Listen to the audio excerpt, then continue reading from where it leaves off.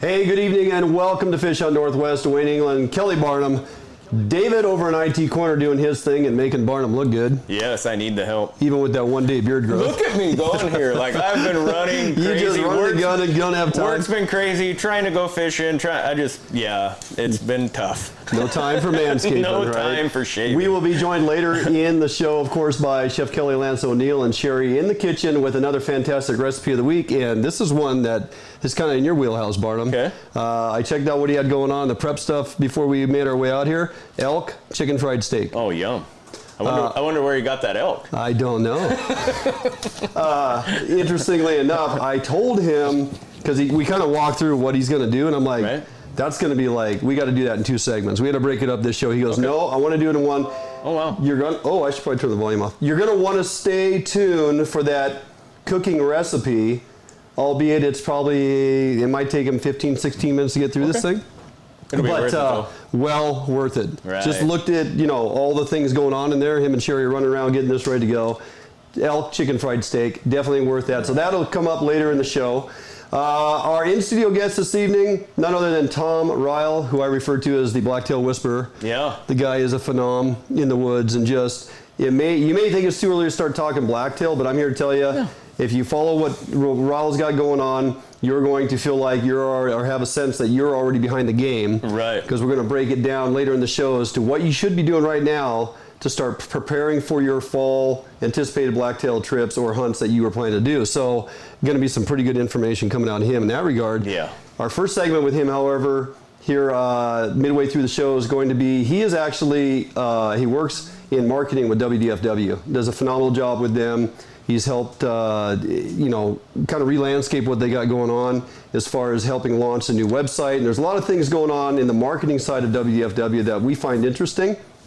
We're going to talk on a number of topics that they're pushing out through this summer that you as a recreational angler or hunter should and can be involved with. Yeah. So we're going to delve into that with him, kind of a little bit of work-related information coming from him, and then we'll delve into his personal life as far as the blacktail side of things. Really good information coming with Tom Rile later on. I should remind you, Fish Hunt Northwest is presented by each and every week from Better Homes and Gardens Real Estate, Pacific Commons, located in Puyallup. Happy to have them on board. And hey, if you're tuning in this evening, you're watching us either on our Facebook page or our YouTube channel. And so if you haven't found our YouTube channel as of yet, please go over there and subscribe. You know what's interesting, now that I'm thinking about this?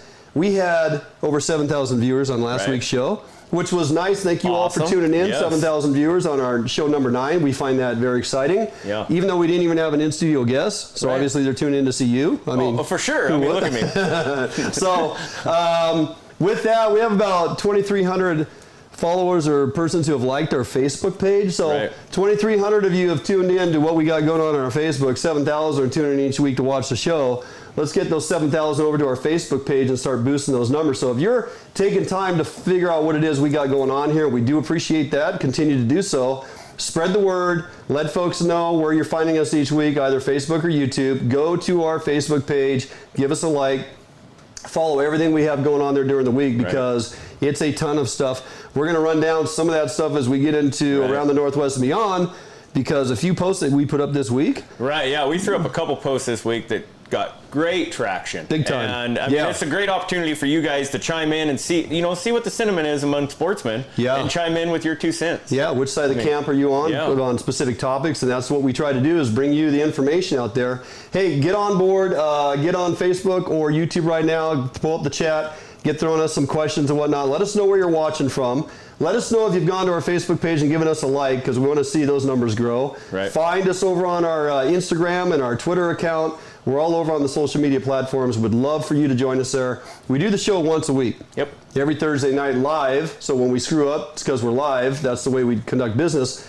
You can stay with us throughout the week. Get involved in the conversation. Post your pictures. Post your pictures of your recipes that you're doing, that you've learned here on Fish Hunt Northwest. Chef Kelly gets a big grin on his face when he sees you utilizing his recipes that him and Sherry put out each and every week. So there's a lot of things to do there. Get on board, get active. We appreciate your support. We're going to continue to make this thing grow. With that, Barnum, I also want to mention I put a short video up. Remember several weeks ago we had our buddy Cody Herman in. Yep. We previewed a short couple-minute video of our pheasant hunt trip that Chef Kelly and I went with Cody. We met up over there at Miller Ranch over in Sprague. We shot that episode for Cody's show, Day One Outdoors, his 6th season. Congratulations to him on that. Absolutely. Launched last week. Episode 2 will be the pheasant hunt episode with Chef Kelly and myself, Cody Herman, over at Miller Ranch. So that will air on Saturday. I believe on or before Outdoor GPS with Owen Hayes, or after, and then of course it'll repeat on Sunday multiple times. If you are a Comcast subscriber, check out NBC Sports on Washington or channel 179 to 617, I believe, high def. Don't watch it in high def. You don't need to see us in high def. But anyway, the pheasant hunting is fantastic. The episode is great. I got to watch a rough cut version of it. Sam Pike does a phenomenal job on his videography. Really good episode. The dogs and stuff. If you love upland game hunting and want to see what it is that a preserve can offer to you and the opportunities you get to get on birds with dogs and the whole deal, very well done, and proud to be a part of that project. So tune in Saturday and Sunday morning on NBC Sports. With that, Barnum, we have a lot of stuff going on this week, believe it or not, throughout the Puget Sound and Northwest and beyond. They extended some halibut date opportunities for us recreational-wise because we've barely brushed the quota. Right. I mean, we had some weather issues that kind of killed the last day. And yeah, I think there's quite a bit of room left in the quota. And if you remember, we had Tommy Donlan on the phone last week talking about the seasons when they're set. Typically, years past, we wouldn't see an opener for halibut recreational-wise until mid-May. Right. Now you back that up a couple weeks. It's earlier in the season. The fish are staged out further, deeper water. Folks are basically falling back on what they know. They go fish the depths that they've found them at before. And those fish perhaps have not migrated up to start feeding in that shallower water. We say shallower, 400 feet. But, you know, when we say shallow water for sturgeon, that means something. You say we'll shallow water for halibut later. Yeah, say shallow water for halibut. And, you know, 700, 400, what's the difference? So nice thing is, you know, in Area 2, you got that June 6th day that you get to go out and get after them.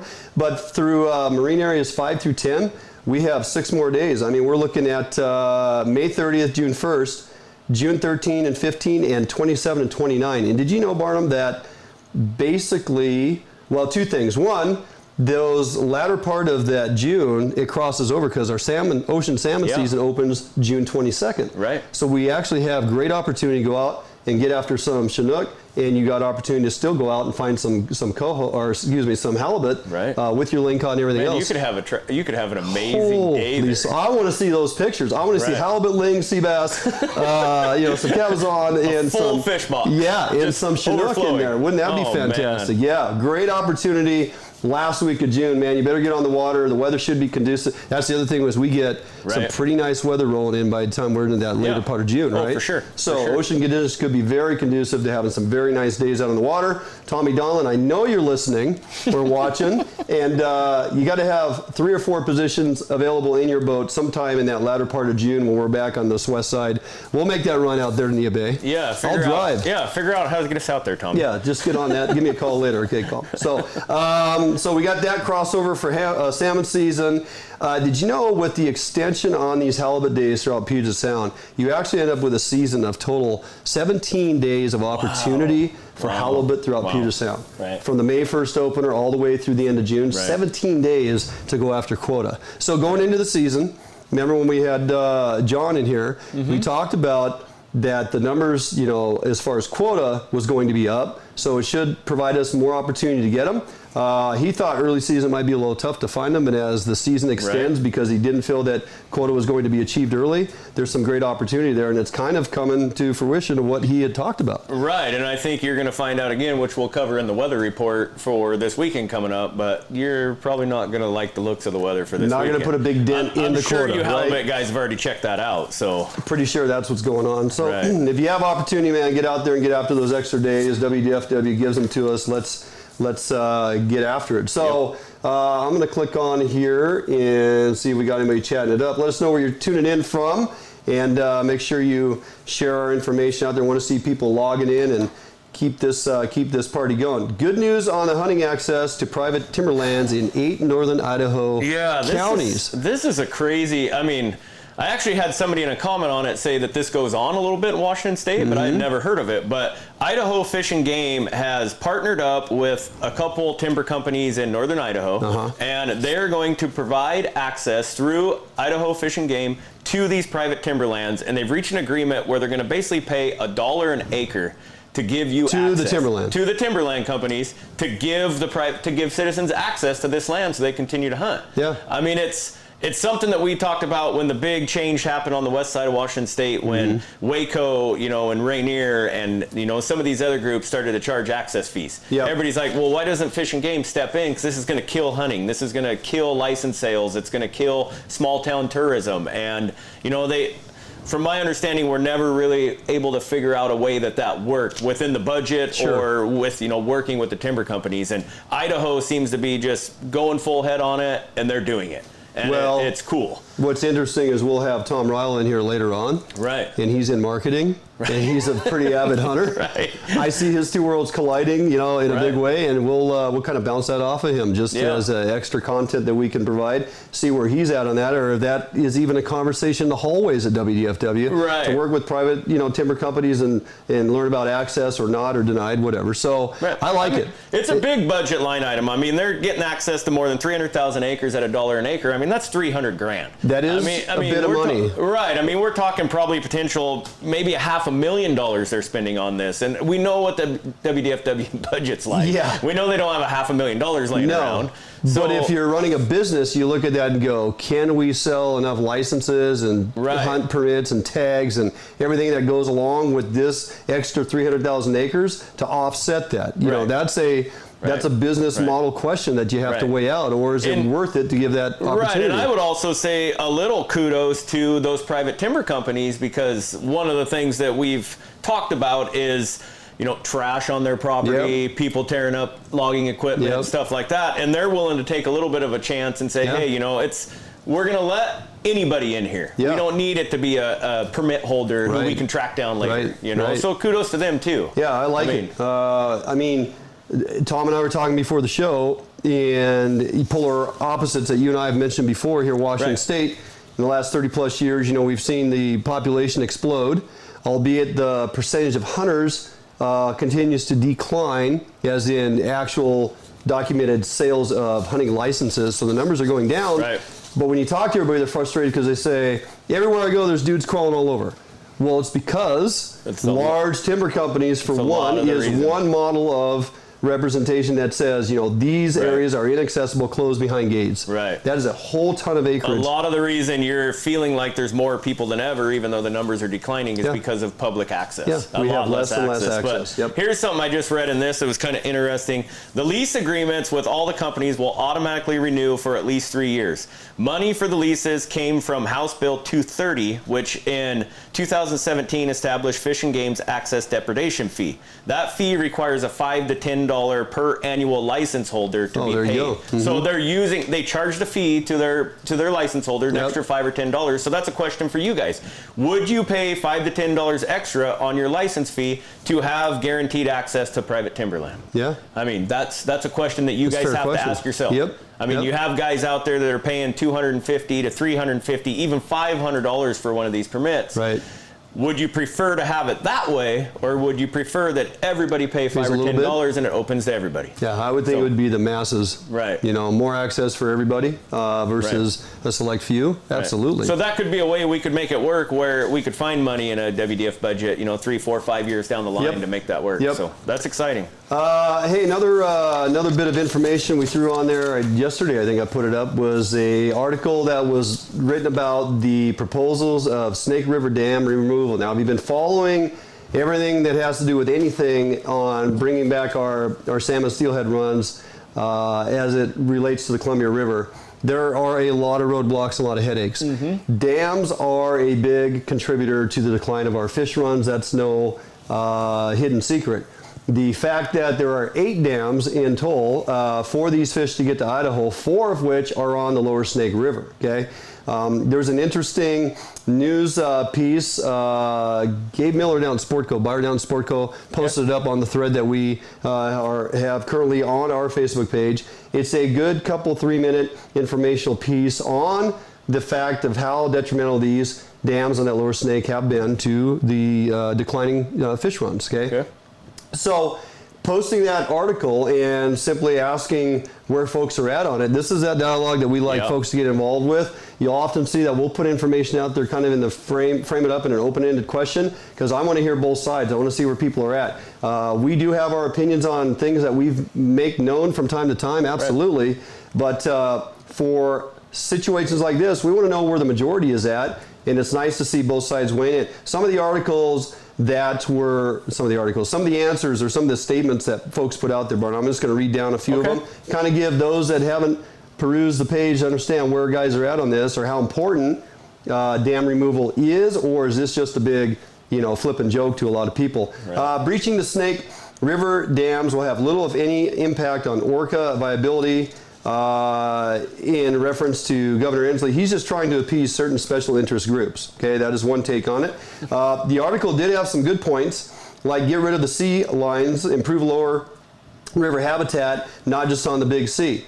Somebody else said, absolutely crazy how much money was and is going to be spent to find out what we already understand. Okay, which alludes to the fact that there has been a number of studies done on the Snake River dams. They have a lot of scientific data to support and or back up the fact that they are detrimental, or they do aid in the decline of our salmon runs. The state isn't in control of the dams, so spending $750,000 to study the removal of said dams is a waste. There's a lot of concern there that our governor wants to allocate $750,000. So others had weighed in to say the study that it is referring to only covers what potential impacts the dams would have if they are breached, and the impacts would be things like silt, erosion, infrastructure, the loss of power generation by the Bonneville Power Company. Other folks, this one was pretty common. Wait for it, President of the United States. So, in other words, Inslee throws the grenade in the room. I want to, spend $750,000 of taxpayers' money to do a study on the dams, to breach them and ensure that we have a clear way or passageway for salmon recovery, and then he's going around the country trying to be president. So this one was supported by a friend of ours, Shane Anderson, actually put out there, hey, 2.5 times the increase of salmon to the Snake is what the science has said by removing the dams, which is factual. They are fish killing machines for both wild and hatchery. We subsidize each barge of grain to the tune of $24,000, and the power generated is insignificant. And I had mentioned that a few weeks ago. So those particular dams, according to this article, they generate about 7% of the power in Washington State. So, I mean, not a huge number, but you would still have to figure out a way to compensate for that. Sure, is some of that power also going elsewhere, obviously? Oh, I'm sure a lot of it gets sold to California. Sure, so, there's a huge monetary loss and gain associated with that. And you would have a huge infrastructure change that would happen. Absolutely. I mean, you're going from having reservoirs and lakes that are built up behind these dams to now having a free-flowing river again. So you're going to see massive changes. Well, there's the power generation and all that's tied to that. There's the water control and the irrigation of farmlands. There's the commerce of shipping, you're going to have barging. Hundreds upon hundreds of private citizens who are going to have immense drops in property value that are not going to be happy. It's a huge deal, and people think there's no way that removing 4 dams on the Snake River is going to do anything for the Puget Sound orcas. But there's other science that says because of their migratory behaviors and the fact that they do, in fact, chase salmon down past the mouth of the Columbia and head down towards California in their migration for feed and come all the way back up the shoreline, go all the way up towards Alaska. I mean, these critters cover a lot of ground. So when you say Puget Sound, resident orcas, they don't just sit in Puget Sound all the time and feed. They actually migrate where the salmon go, and at certain times of the year, they find themselves down that lower stretch looking for those fish coming out of the Columbia. It's no secret that with the 8 dams in place, 30 to 50% of the outbounding smolt are lost. What in that news article, what generally took about a week's time for these smolt to outbound from the Snake River to the ocean generally takes anywhere from a couple weeks to upwards of a month, depending. And you've created, instead of a free-flowing river, basically, I don't want to call them cesspools, but slow-moving, warming water, lots of predation issues with birds and pinnipeds. It's changed the landscape.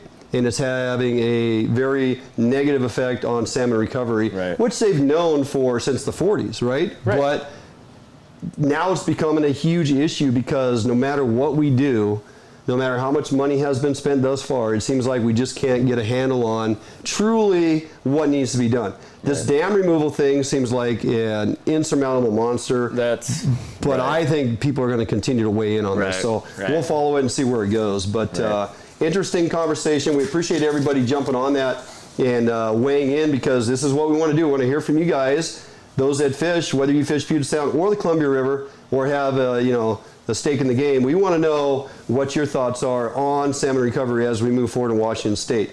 End of the day, it's going to cost everybody a little bit of money. Oh, for sure. Sea line removal. Yeah. Wdfw numbers as of late, kind of impressive. Yeah, so I woke up early this morning and, as I do, grabbed a cup of coffee. I'm scrolling through Facebook and boom, this hits me right square in the face. And I know we had talked about it on previous shows about the removal that's happening at Willamette Falls in Portland, where they're targeting sea lions, they're capturing them and euthanizing them to try to curb the predation on these ESA listed steelhead and spring chinook, probably, I'm sure. So I seen a post that got put out today that, I knew that we had read the article before where a couple sea lions had been removed and we had seen a jump in the fish numbers. Well, then this pops up today and they are removing sea lions. They're not playing around. I really didn't think it would happen. They had permits to remove 93 and for 2019. For 2019. And they are halfway there, guys. They've taken 45 sea lions this year, and they are, if you look at these, the week of March 6th, 2, the week of March 11th, 1, the week of March 18th, 2, you get down the week of April 22nd, 7, 13 in the week of April 29th. Mm-hmm. And then 4 and 7, Right. Obviously these sea lions are following fish runs up, so I'm sure you're seeing as these fish runs peak, you're seeing more and more sea lions, and the data's showing that Wdfw they're trying to fix the problem. Yeah, absolutely. And this is impressive. So these are the ones that fit the model or the criteria. Right. Repeat offenders, not a very nice name, is it? No. Repeat offender. Something you don't want to have your teenager titled, right? So, but they've been problematic. They continue to return to Willamette Falls. They're there. They've been seen, documented eating fish. Right. Somebody made the comment that there are a couple stellars in there. Yep. Right. The Wdfw is aware. They can't touch them until 2020. They can't touch those, which I did see that potentially in 2020, which that would be... The stellars, I think, are particularly important for the oversized sturgeon. Absolutely. So they tend to really do damage on the sturgeon. Big time. So. Which is near and dear to your heart. Yes. Yes. So, some interesting comments on that thread as well, and appreciate person's insight. One point was, and this is something that I've always believed in as well, if you capture them, transport them away, and euthanize them, there's no activity that happens in front of the other sea lions that feel like the humans are a threat now. Right. So there's no learning curve there. But hopefully over a course of time, is simply removing their numbers and preventing them. It has to help from the standpoint of you have to assume that this is a learned trait to go to these falls. So, if you're removing sea lions that are used to coming to these falls, sooner or later, that's going to kind of be, the idea of coming to those falls is going to be removed from the gene pool. Yeah. But, we have to be honest. In this day and age, they're not going to put a sharpshooter up on a rock and blast sea lions in the water and have a bloodbath downtown Portland. It's just not going to happen. Yeah. That's not, we wouldn't want that to happen. The latest steelhead numbers, I decided to look at that because I remember we talked about it several weeks ago when the first 11 or 13 were removed and the instant jump. So remembering back in 2017, they accounted for 822 wild steelhead that made it over Willamette Falls. Over the dam. So 822. As of this last week, 3,025 wild. Okay. 3,025 wild, 4,700 total combined hatchery and wild. Wow. By removing those initial 13. 500% increase. Yeah. Yeah. Wow. So if there's a needle to move or to show that this is having a positive effect, if you're doubtful and want to save every seal pup and put them in the circus because they're cute, well, I'm here to tell you this science here would prove you differently. So think about that, a 500% increase. I mean, I wonder if they even thought the numbers would be that good. I have no idea. I mean, that is a huge increase. It's been an assumption on how much they consume daily, based on their mass and what they need caloric intake wise, and all those factors. But to truly put it into motion and see the effect, pretty fantastic, to say the least. So, by the way, I lied. Early in the week, I had put out a picture as I was setting up the bait lab, and we were going to do a continuation on our kokanee presentation. I wanted to break down rods and reels, how to equip or outfit yourself somewhat on a budget, not break the bank, talk a little bit about bait and scent, and we are going to do that, but I'm going to postpone that to next week. Barnum, you had a pretty phenomenal day of sturgeon fishing yesterday. And our bait lab segment today is going to show you exactly how to dissect that critter, albeit you had to gut it yesterday, which you typically don't do. Right, I typically don't gut them, but I did it because I didn't want to leave the guts in for 24 hours. I don't blame you. But yeah, and I'll go over some anatomy on the sturgeon and stuff like that, and kind of talk about some of the cool features of sturgeon, and kind of teach you guys a little bit about Getting a little scientific with some big words. I had no idea a construction worker had any clue on that. Well, I've had my little side gigs besides construction Yes, you have. So bait lab later on the show is going to be how to render that thing from the table to the plate, which is going to be fantastic. So don't despair. We will get back to kokanee next week, and we still got a lot of time throughout the summer to talk kokanee. I'm going to break it down for you next week, but this is worth staying tuned for because we still have plenty of sturgeon days left. We're going to go back out and get some more. And are we going to do a podcast after the show? Yes, we are. So we're going to launch that today. Yes, we are launching today after the show, and then we'll probably get that up on the podcast players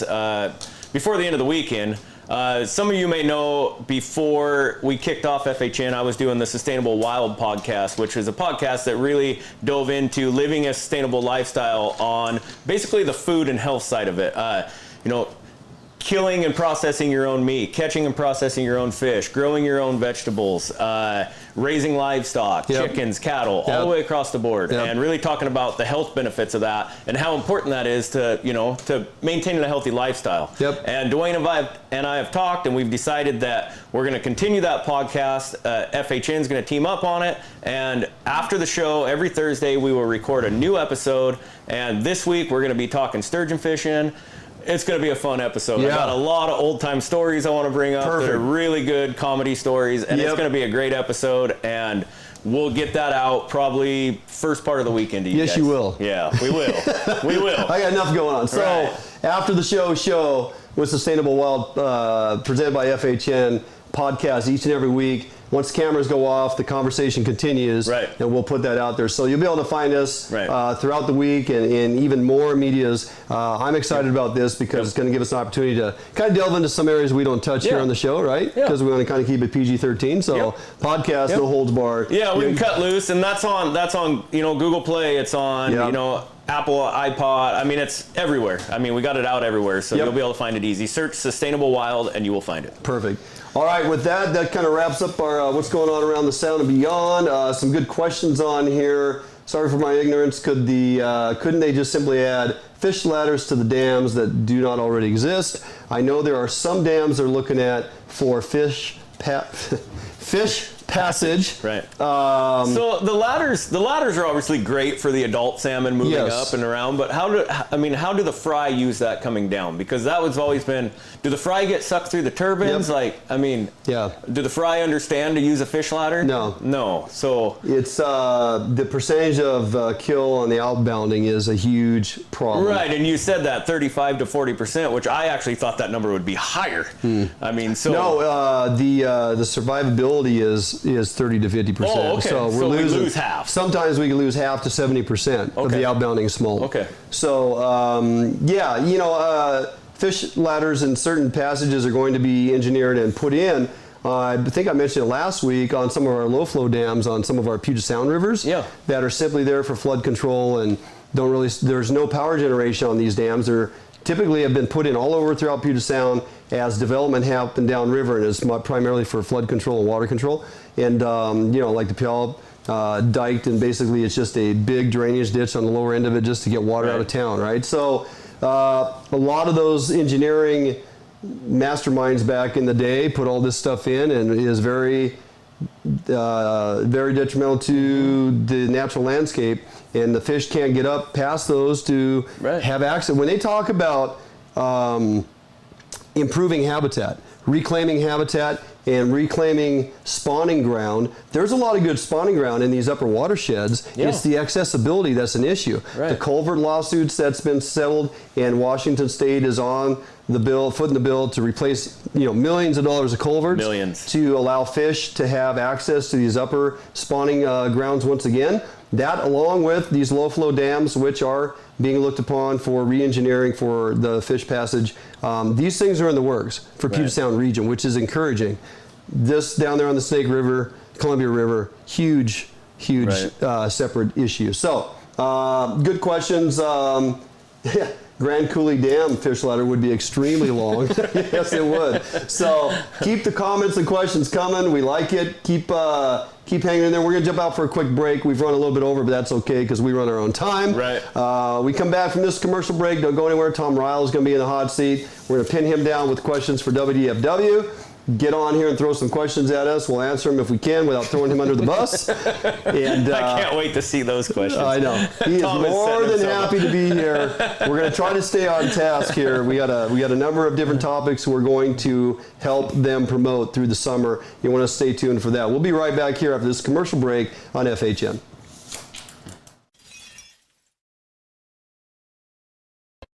At Metal Supermarkets, we understand your need for fast access to a wide variety of metals, so we've made it easy. Our network of stores carries a wide variety of metal in all different types, shapes, sizes, and grades, with no required minimum order size. Who could ask for more? Simply tell us your dimensions online, on the phone, or in store, and we'll cut or process the metal to your desired size, often while you wait. We offer same-day service and can deliver the metal right to your door or job site. We even source hard-to-find metals, so no matter what you're looking for, Metal Supermarkets can provide it for you. And we're conveniently located with brick-and-mortar stores in Seattle and Portland, so you can check out our extensive stock for yourself. Superior customer service is guaranteed. Quality service from real people who know metal. We are the small quantity metal experts. To place an order, simply call a store to talk to one of our knowledgeable customer service representatives. Fill out a quote request online, order off of our e-commerce website, or visit one of our many locations and pick out the metal you want. Whether you're a small or large business, government, homeowner, or hobbyist, we make it easy for you to buy the exact metal and just the amount you need. We've been doing this for over 30 years, so we know how to get it done. Metal Supermarkets, the convenience stores for metal. Visit or call a Metal Supermarket store near you today.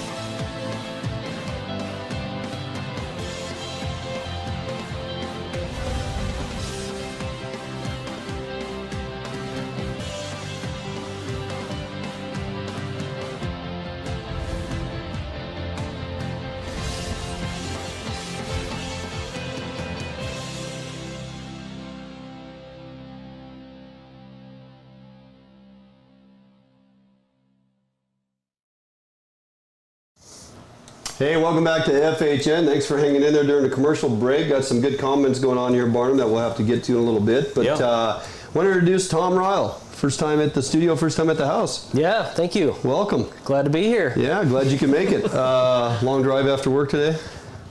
Terribly long, yeah. I think it took me 10 minutes. Yep. So you are with marketing with Wdfw. Yes. Mm-hmm. How long have you been there doing that now? I started in December, 1st of December. It's kind of a complete career change for me in a sense, because my background is in 20 plus years in product design and development. And so I've worked very tightly with marketing departments over the years, launching products globally. And as you know, hunting and fishing are my passions. And while I've been active in the industry, the archery industry, especially in bow hunting, this was a huge opportunity for me to try to bring in some of my expertise in consumers and customer experience and communication, and bring that to a state agency that, you know, I'm actually quite fond of, because I started doing volunteer work with the agency back when I was in college on elk research, and did some stuff with steelhead and black-tailed deer and owls, and it's just, wildlife is a passion. Right. So to me, it's kind of a second career for me, but an opportunity to really merge, you know, two of my passions, which are, you know, kind of creative work as well as connecting with consumers, and you know, bringing in that passion for wildlife and conservation. So, well, since you've been there, I mean, you guys have done some really good stuff. I mean, I know previously when you were working outside the agency, you actually had a hand in helping develop the new website, which is kind of an interesting story in and of itself, to find yourself. Then you land at the agency of where the website you were helping to create, and now you look at it as, hey, that was my baby, as you said, right? So, yeah, very strange. I didn't go into that project thinking that's where that would end up. You had no idea that was going to happen, right? So, interesting how things happen. But your passion for the outdoors is second to none. So I think you've landed in the right spot, because you, as well as a lot of folks that Kelly and I know within the department, folks think that they're just a bunch of, you know, nerdy scientists that don't really relate to people. They couldn't be further from the truth. A lot of our friends are extremely passionate about what division or what it is they do within the department, because they are passionate about the resource overall. Absolutely. So I find that as a common thread throughout the department, which is kind of exciting, right? Absolutely, and I've noticed that as well. You know, my team is relatively small, but we have 4 account reps that essentially service and help our 600 dealers around the state, and they serve as ambassadors for the agency, participating in a ton of outreach events, a lot of one-on-one with customers, dealers, really personal relationships with our dealer network. And then my team inside, we're kind of more creative. We're thinking about how do we engage with the next generation of conservationists and hunters and fishermen, and really trying to help move the needle in growing that participation, while trying to actually tackle some of the tough problems around the population growth in our state, and how do we get creative with our recreational opportunities. It's all about opportunity, but it's also about the future and recruitment, right? So we're going to get into that in a little bit as we touch on the mentorship R3 program. Let's talk a little bit about the Washington State Trout Derby that's currently going on. It goes on from opening day of Lowland Lakes all the way through to the closure of October 31st. Correct. Let's remind folks what is going on about that, and you know how folks can make sure they're in tune and involved. Sure. So this is our 4th annual Trout Derby. It's grown every year for the last 3 years. I guess it's the 4th year. So naturally, I came into this role with the department and kind of had to learn about some of these programs that were already underway. Right. What we've done is with the new website, we've created an architecture of the site that allows people to find information more easily. This was all based on research, by the way. It's definitely a different site than what you may be used to. So if you have never been to the site, it might take you a little bit to figure it out, but it's a lot more intuitive. Anyway, on the fishing and shell fishing page, we have a fishing events link. And on that link, you'll see a link to the Trout Derby. We've got a couple other events listed there. And we've got, I think we've got 130 participating businesses. We've got over 100 lakes statewide stocked with tagged trout. They have blue tags. and we've got about $39,000 or a little over $39,000 in donated prizes. Oh, wow. So anyone with a valid fishing license can participate in the Derby. It's a really fun family event, and there's some great prizes to be had out there. Yeah, I know it's been very successful, and yet there's still fish out there swimming around with tags from previous years. Yeah, so. there are. We've gotten a couple calls on that, and if you do catch tags that are not blue, unfortunately, they're not valid. From previous year, right? Those are just lucky fish. Yeah, so. Yeah, they made it through the gauntlet. So I threw a link to the Wdfw statewide trout derby page, so you guys can just click on that link in the comment and check it out. Yeah, it's got all the information there. Yep. It's a great family activity, and it's just a great time to be out on the water fishing. Did they actually put tags in very many oversized fish, or just a lot of typical stockers? I don't know the answer to that, actually. I know, we work with the fish program to make sure all that coordination happens and getting all those lakes stocked around the state. But I don't have any data on size. I don't think that there's any correlation to the size of the fish to the prize. They're just tagged fish, and Okay. We are actually currently in the midst of Walleye Week, if I'm not mistaken. That's correct. That's a new program they launched this year? Yeah, it was modeled after Bass Week, which was kind of an interesting idea that came up. You've all probably heard of Shark Week, and it was like, what if we had Bass Week in the middle of summer? Well, why not? Right, why not? Well, it kind of took off. It's kind of a social media takeover. Yeah. It's a video and photo contest, and it does end tomorrow. But really, Walleye weekends tomorrow. Bass Week will kick off in July. But yeah, walleye is an interesting fishery in this state, and I have relatives in the Midwest, and I already know that walleye tastes good. Sure. Most people know that. Yep. But a lot of people in our state don't realize the walleye fishing we have here is quite good. And so we wanted to bring awareness to this fishery and really make it a fun contest, bring education, recipes, how-tos, all those kinds of things, and allow people to submit their photos, their videos. There's information there on that link, Kelly. Yep, I threw that link in the comments for Walleye Week also, guys. Oh, there you go. Yeah, Is there good participation? I mean, did you guys get a lot of photos? Oh my gosh. Really? Yeah. It's actually kind of blowing up like Bass Week did. And so it's just a cool, fun contest that we've got some prizes. You'll have to enter and see what happens there. We've watched the walleye craze take off the last 4 to 5 years as our anadromous fisheries continue to go in the toilet. Previously, programs and shows Kelly and I were involved with separately, we were talking about walleye fisheries, an opportunity, and we were promoting, trying to get people to drag their boats to the east side and go after walleye. And then a few years ago, WDFW took the limit quotas off the Columbia River, opportunities, catch as many as you want kind of a thing. Kudos to a lot of the guides over on the east side, that upper stretch of Columbia. They take clients out on these walleye fisheries now, but they're policing themselves. They don't want to see this opportunity disappear just because everybody's over, just harvesting. So they're selling their trips with the limits that they have set amongst their guide user groups and whatnot. And I think that's just being responsible with the resource. I know it's a predation issue on the fry and the smolt that migrate up and down the Columbia, but we got to find common ground. And if guys are providing an opportunity for people to come over there and catch walleye, and as you mentioned, they're fantastic tasting, not so good on the fight side, but it's a fun day. If the weather's nice and you got a boat full of folks, a couple beers and some walleye, the fish fry afterwards is fantastic. So absolutely glad to see it's growing. So this contest is just, once again, promoting awareness, get people involved with walleye, and you're getting a lot of good photos. Any big girls they post? Not that big girls are posting up photos, but there's some big ladies out there that love the walleye fish. Big female walleyes. Yes, absolutely. Yes, no, and to be honest, I've been so busy with our special hunts wrapping up yesterday that I haven't been on there looking at all the entries. But my marketing lead has been scrolling through, and there's a lot of submissions, and we have. With these contests, we have, the funniest pose, the smallest fish, the biggest fish. Nice. It's a fun event, really, just to raise awareness for the fishery and the species.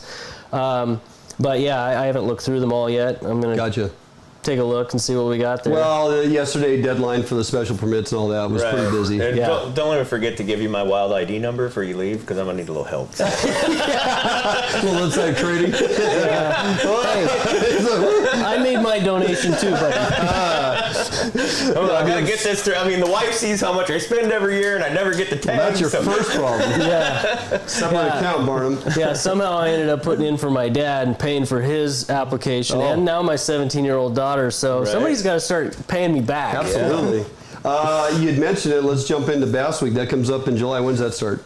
I don't think we've set a date, but it's usually that first week in July, I believe, and we're working on that plan right now. Now, there's a lot of spring bass fishing that takes off. People come out of the woodwork to chase these, bass pre-spawn and during spawn and fish beds and whatnot. And the smallmouth activity out here in the backyard's ramping up, and they're getting... I've been seeing a lot of really nice bass on social media. Oh, my gosh. There's a few local guys here just killing it on a lot of these Thurston County lakes, especially. So why do we wait until... just timing, availability of staff, and other things you got going on? I wasn't part of the agency back last year when they started that. I think they were looking for a summertime promotion on a species of fish that we don't typically talk too much about. Sure. And I think that's really the crux of my team is to try to bring awareness to the opportunities we have in the state. We're not trying to push any one thing in any particular time, but we're trying to make people aware of these opportunities. For example, spring turkey season. That actually got me out of bass fishing. I used to be a hardcore bass fisherman, but then that spring turkey hunt became kind of my spring elk hunt. Well, I was going to say your passion for elk. Yeah, talking with Barnum, it's an easy crossover. I mean, you're calling, they're strutting, they're running, they're it's a scaled down version. Yeah, and there's enough frustration to go around, right? So, but I think that we had a guy. Came to one of our outreach events and believe it or not, it was on Steelhead, and then he got hooked up with the First Hunt Foundation, and he went out and got his first turkey this year. And here's the kicker: this guy's from India, right? He's not even from here. No kidding. And so that's really kind of a cool story when you look at the ways we can engage with the public, let them know about opportunities, and let them kind of take that next step. And really, that's what we're about: is making people aware of what's going on. I would like to lobby for Carp Week. I think Carp Week would be a huge success. Yeah, bow fishing contest. Yeah, there you go. Now you're talking. See, now you just got to change it up a little bit. Big carp to look for. Absolutely. Go right from turkey season to Carp Week. Right. Yeah, you're talking to the right guys. There you go. Before we jump out for a break, let's dip the toe into a little Mentorship R3. What is that program? For people that see Mentorship R3 is like, well, what does that even involve? Is that fishing? Is that Star Wars? Is it Star Wars? Star Wars? It's a robot. Yeah. Mentorship R3. So R3 is most people may not be familiar with it. R3 simply stands for recruitment, retention, and reactivation of hunters. And without going into a long story, you can Google it if you want to go into more detail. But since the 80s, the participation in hunting and outdoor sports has kind of declined steadily. Now there's some states where you're seeing dips and ups and downs, but by and large, the participation in hunting and fishing is decreasing year over year in the United States. And in Washington, we want to keep our eye on that. And so mentorship is really kind of the key to getting people past an awareness stage and past a basic education stage and getting them into a hands-on situation where they can participate and try this. So as Kelly mentioned, I think in a couple shows ago here about the First Hunt Foundation, we're working with them trying to match make qualified mentors with people who have that awareness and interest and want to participate in an event. And it's just a huge thing that I think everyone really should consider. Is you've kind of heard this before, but you like to fish and hunt, maybe your kids do, but what about the neighbor kid who may not have that role model in their life to get them out there? And that's really what the message that I'm hoping we can bolster within the agency, not necessarily through our direct action, but maybe our support of and participation in some of these. There's a number of organizations doing this work, and I'm looking to figure out a way to scale that in a big way. I think especially today, and I see this in my own teenage kids, there's such a focus on social media, no pun intended here, right? Yeah. But this is where people are consuming content, and as a result, they're on these devices so much. And as you guys remember being kids, because you're not young, you're not fooling anybody.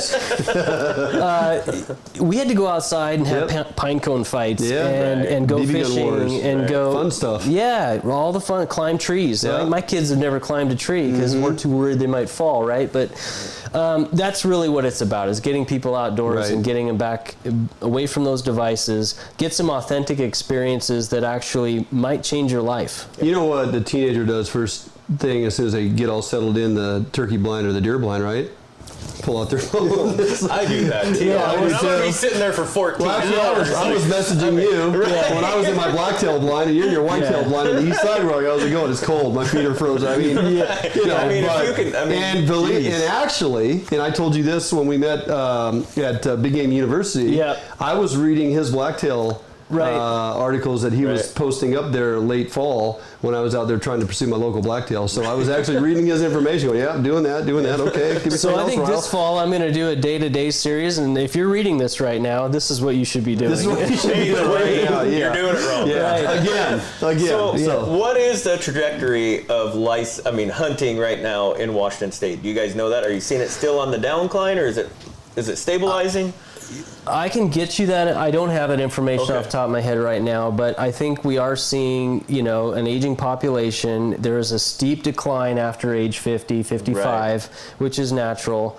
And so I think what we're looking at is, as much as we want to keep those folks engaged, and I think fishing keeps people in it longer because you're not packing out elk. You're sitting in a boat or standing on a riverbank. But it's that younger generation that we really want to focus on bringing in because, as you know, our agency in particular is funded largely by licensed sales, and we want to maintain that. But not only just the sale, we want the experience to be good. And I know that's a tough thing for people to hear, but a lot of the people in that agency are hunters, they are fishermen, they share a lot of the same passion and quite frankly a lot of the same frustrations. We're all human and we care about these resources, and we really want to make sure that we're doing the right thing to provide a quality experience. And with that, it's challenging, and we have a very complicated state. I think we have a very unique conservation story nationally. And quite honestly, we need support. We need people to dig into the issues. We need people to have strong opinions, but we also need people to get involved. And I think that's really the only thing I could really say about that. I'm not a political person by nature, but I know that there's processes around all this stuff, and they're complicated. They definitely are. Marm and I, we've spent years enjoying the passions we pursue, albeit defined here in our adult life at this point, it's hard to just dance around all the political issues and not pay attention to it because it affects I always say, our opportunity to be on the water in the woods. That's right. A lot of those decisions are made right here in Olympia, and if you just turn a blind eye to all that stuff, you find out I can no longer go here or go there, I can't do this, I get, so you have to be involved, you have to be educated. That's part of the genesis of this show, is to help educate people on all those things that are going on, try to steer us collectively in a direction of success. So and I was telling you this offline, but I love the information you guys provide, because all the stats and figures and the stuff Idaho's doing, it's really insightful, and quite frankly, there's information overload out there, and it's hard to parse out what's fact from fiction. And I think that the hunting and fishing community and the people who are really passionate, they need good, accurate information. They do. I'm doing my best to try to drive that from the agency as well.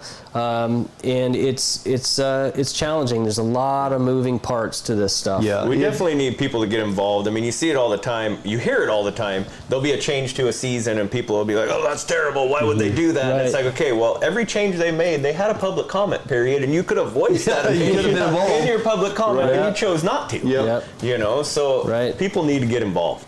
They do, and there's ways to do that, and I think I would encourage people to just do that. Get involved. If you're angry, that's okay. Be angry, but let people know, and on the other side, if you have something to offer, my gosh, Speak up. It's a public agency. Show up at a meeting. We can use volunteers. We can use help on the ground. So Good point. Good stuff. We are running a little late as we always do, but we're going to jump out for a break. Before I do, though, a couple things. JJ Dial, who loves to throw up information, he did a little math for us here, Barnum. He says he did a little research. Grand Coulee Dam's 550 feet tall. At a 10% grade for a constructed fish ladder, he equates that to being 5,500 feet and/or about a mile long. I'm going to throw you under the bus then, Kelly. So you're a concrete guy. How many cubic feet of concrete is that? For God's sake. A lot. a paycheck plus some. Also, questions are being asked if we have our wares for sale and available. Yes, we're having more hoodies and t-shirts and hats are coming. That stuff is being developed as we speak, and we will have it available here very shortly. Sherry is in charge of all of that, so I'm going to tie in with her after the show and figure out. But we are going to be launching that stuff very soon, and we may have hopefully we'll have a platform where you can purchase and/or we'll have local distribution as well. So, and we got one more trout derby question here from James Imhoff. Is there a list of the lakes where the derby fish were put?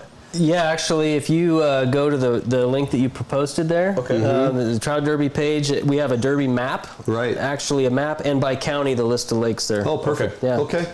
Any problems finding that, James, let us know. We'll steer you in the right direction. Going to jump out for a quick break. When we come back, Barnum, you're on deck. You're going to be in there dissecting that sturgeon that you and your lovely bride and son, and I think you had Ben with you. And yeah, it was a great trip. How many rods were you fishing yesterday? 4 rods. Right. 11 fish to the boat? 11 fish to the boat. That is fantastic. So is this a good time for me to get my cooler? Yeah. He's talking about these. He's mentioned it like 5 times now, right? All right, we're going to jump out for a break. We come back. Barnum is in the bait lab. He's going to show you how to navigate your way through a sturgeon so you don't destroy it right here on FHN.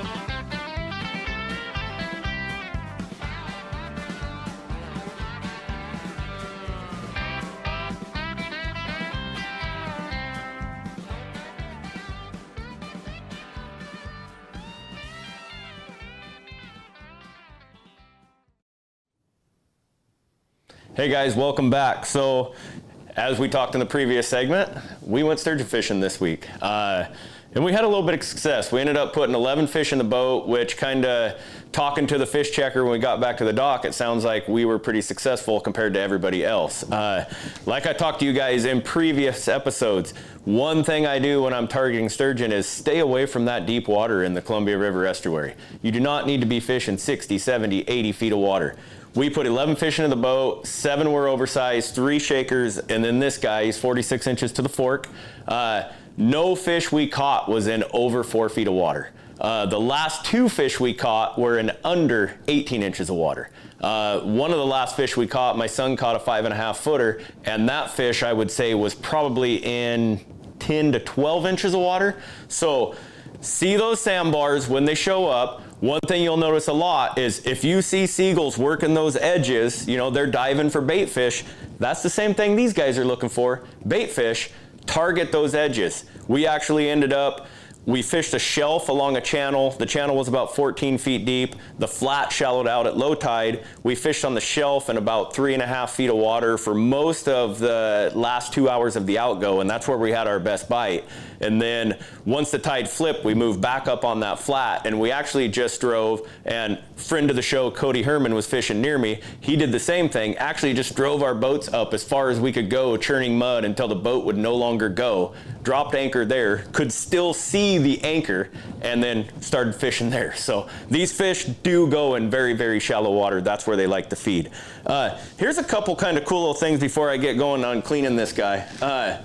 So for some of you guys that don't know, I mean, you can see I already gutted him. That's not a normal thing that I do when I clean sturgeon, but being that we caught him yesterday and I wanted to hold him over for the show, I didn't want to leave the guts in him for 24 hours, so I went ahead and gutted him. I have cut sturgeon open a lot just to open up the stomachs to see what they're feeding on. I did that with this guy. The only thing we found in him, really, he hadn't been eating a lot, but the little baby manila clams, and we see that a lot in sturgeon. Up in them shallow clam beds, sucking up those tiny little 1/2 inch, 3/4 inch manila clams, and they just swallow them whole. And I'm assuming that their stomach, you know, they can digest those and break them down and eat them. So as you can see, sturgeon are a bottom feeder.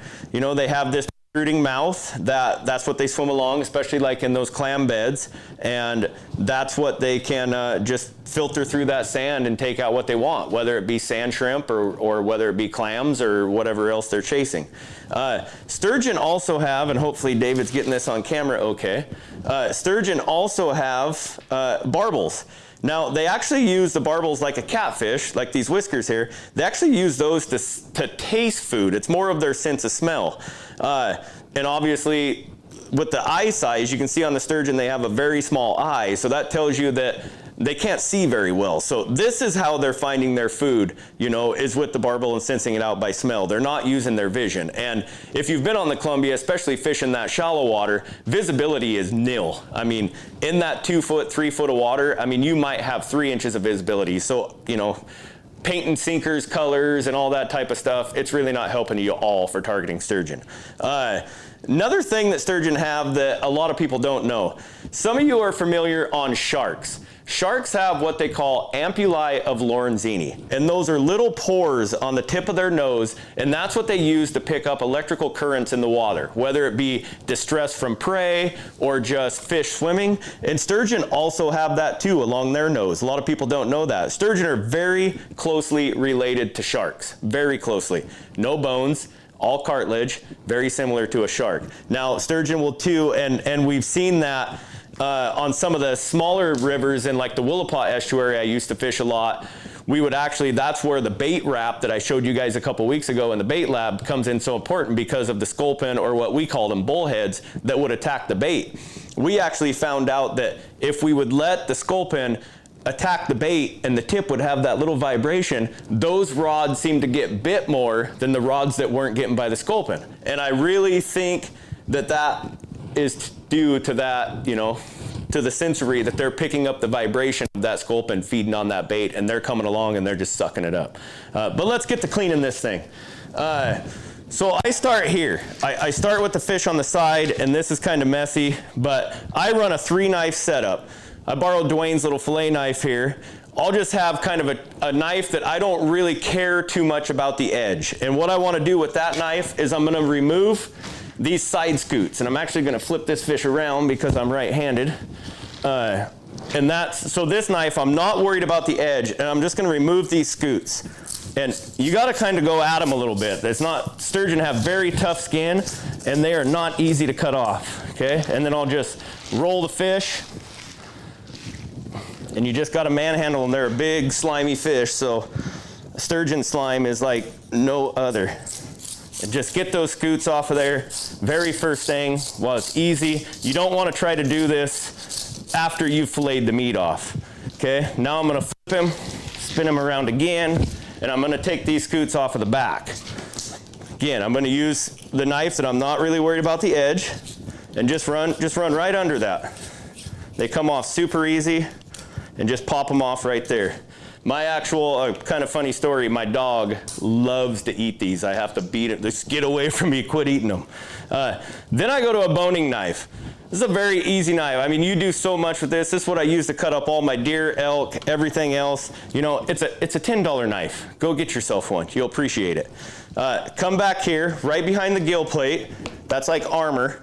So right behind that, and make an incision right down behind the fin.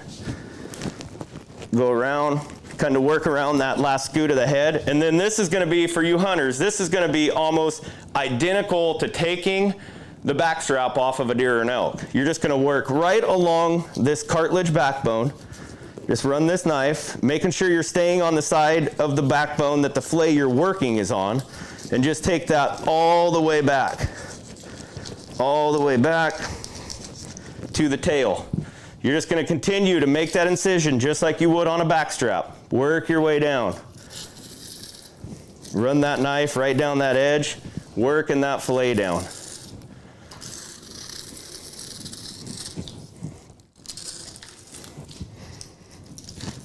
Cleaning that edge a little bit, getting down.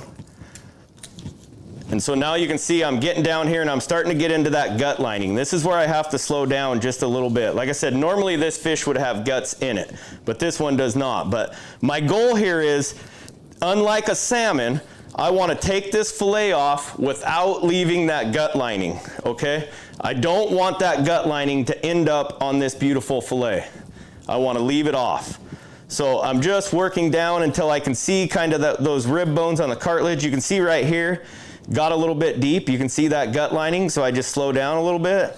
Make sure I'm making an incision that's keeping that gut lining out of it, and just slowly working across here.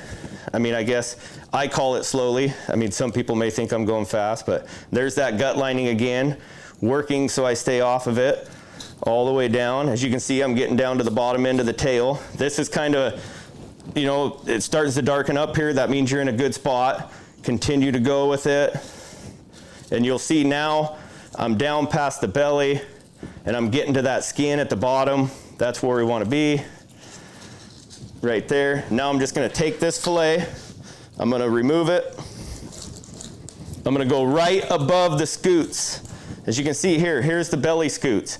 I'm not going below them, I'm going right above them. I'm going to leave those attached to the fish. And like I said, the fact that it's gutted actually makes this a little trickier. I won't gut it again before I do it, but we're going to make it. We're going to go around the fin, and then once I get around the fin, I flatten my knife out and I just roll right to the tail, okay? And so I would just repeat this on the other side. You guys have seen it once, you don't need to see it on the other side also. Okay, so I'll slide this out of the way for time purposes. And so now you see, I have this perfect fillet of meat here.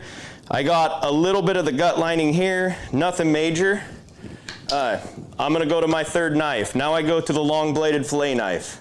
First time I've broke it out. Let me get some stuff out of the way. Making a mess. I guess it's, normally you're doing this outside with a garden hose, and in between every step you're hosing all this junk out of the way, but we can't do that in the bait lab. This is kind of a little trick. So now I gotta get this skin off. I'm gonna take my knife here, I'm gonna kind of pin it down. Be careful not to cut yourself, and I'm just trying to get an incision started here that I can get my finger through, okay? Now I've got it started to where I have something to hold on to. What I like to do here is take your knife and poke just a little hole in the skin. Because it's a super tough skin and it's very difficult. Now I have a handhold. I don't have to worry about this skin slipping out of my hand. I have it. So now I'm gonna bring the fillet right to the edge of the table. The reason I come to the edge of the table is I need to get this knife as flat as I can against the skin so that I don't leave a bunch of meat attached to the skin. By taking the knife to the edge of the table, I can now get my hand below the level of the table so I can stay extremely flat. Instead of, if I was out here like this, you can see how high my knife is, probably an inch, inch and a half off of the table while I'm holding my hand. But getting it out to the edge, I can get the blade right up against the edge of the skin. So again, using that finger hole, sliding in, and then it's basically just kind of working the knife back and forth very easily. And I'm just kind of, as you can see, I'm just kind of a sawing motion with the knife, but very gentle. And I'm also doing that with the skin at the same time, just kind of working back and forth, keeping the angle of that knife, so I'm just sliding right above the skin. And get to the end, and I'm off. And if I did a good job, I roll it over. And as you can see, I maybe got a little bit high there, but everywhere else here, I did really good. I'm always proud of myself when I roll a fillet over and I've cut it to where I see none of this pink fat right here. The pink fat, not tasty. You do not want to eat this pink fat. So I take my knife and I just, again, you're just taking your time, very slowly, working until you trim all that pink fat off. So you just continue to work that fillet. And then if you want to get really picky about it, you cut this section here off, and then I've actually at times lay your knife in there at a 45-degree angle, kind of work that seam, which I'm assuming is probably the lateral line of the fish, if sturgeon have a lateral line, but I don't know that. And then you can also get most of that out.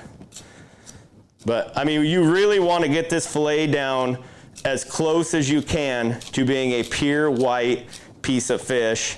Minus, you'll see kind of on this, you see this marbling in the meat. As the fish get bigger and bigger, I've seen this be a bright pink, I've seen it be a neon orange, I've seen it be a yellow. It really, the color of that fat that goes into the meat can change with each individual fish, but I don't think that negatively affects the flavor too much, but this stuff right here.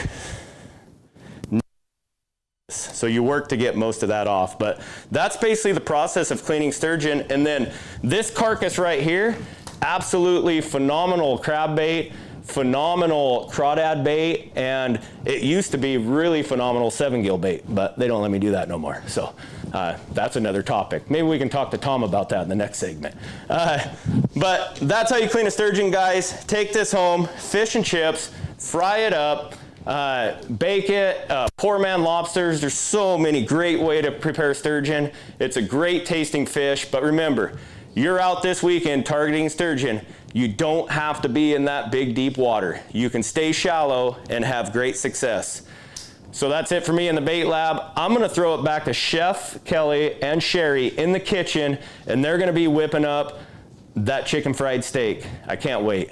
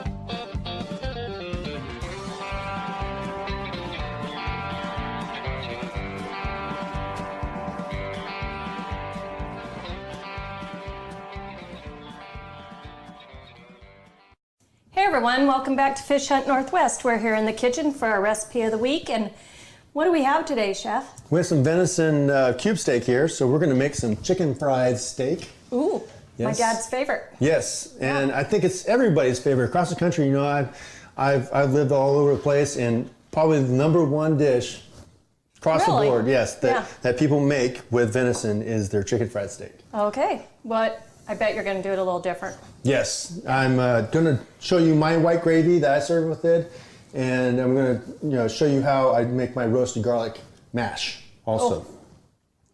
Okay. Soon? Yes. Okay. All right, so of course, we're going to use a cube steak, and you can buy your own cuber, just run it through a couple different directions, and then you're good. Another technique you can also use is a Jacarder. Just look it up and Google it, and you'll find them. They're about $40, and basically it's like a little tool that I don't know. It looks like about that big, and as you press on it, a whole bunch of needles comes out, and it does the same thing. So it separates the fibers. It just cuts those fibers, and then just do a couple different directions. Do both sides. Okay. And there you go. Okay. I'm fancy. Do it yourself. Okay, so let's start on our dredge first. And so we're going to start with a wet dredge. Okay. Here's your eggs, a couple eggs. Okay. And I like to actually fork to whip them up first, separately, instead of chasing them around in the milk. Okay. I kind of guarantee that they're all mixed up correctly. So your wet is just milk and eggs? Milk and eggs, okay? Pretty standard. Yep. Here, take that. All right. Actually, no, hold on. Just kidding. Yeah. Okay, so I was just probably wait until like... you completely let go. Right. Yeah. I was probably about half a cup of milk.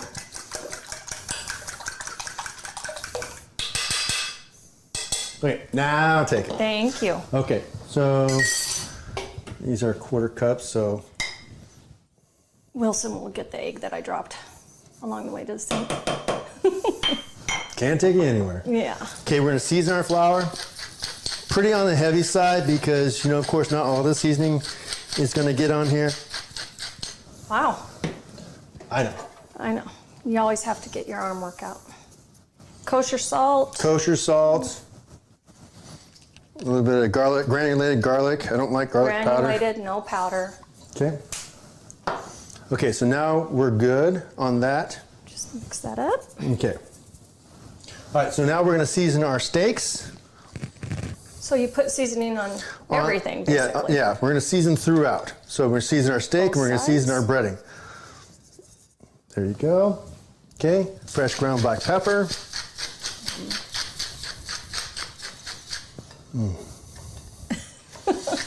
You ain't getting into this. No, yes, I am. It's been a long day. Yes, I am. I've decided to cheat once a week now. Oh yeah? Yeah. Okay. So bread away. Bread away. Okay. Okay, we're getting in all those little first. You do the dry first? I do the dry first. So it's going to be dry, wet, dry. So you can see there's like little nooks and crannies. Just kind of really work it in there. Oh yeah. Okay. In your wet. All in there. Back into your dry. And really. Double dip. Yes, kind of double dip-ish. Yeah. Well, I wasn't kidding about really putting some breading on there. No, just try to get it all in there. Okay, good. All right, same thing. Let's do two. I'm hungry today. Both hungry.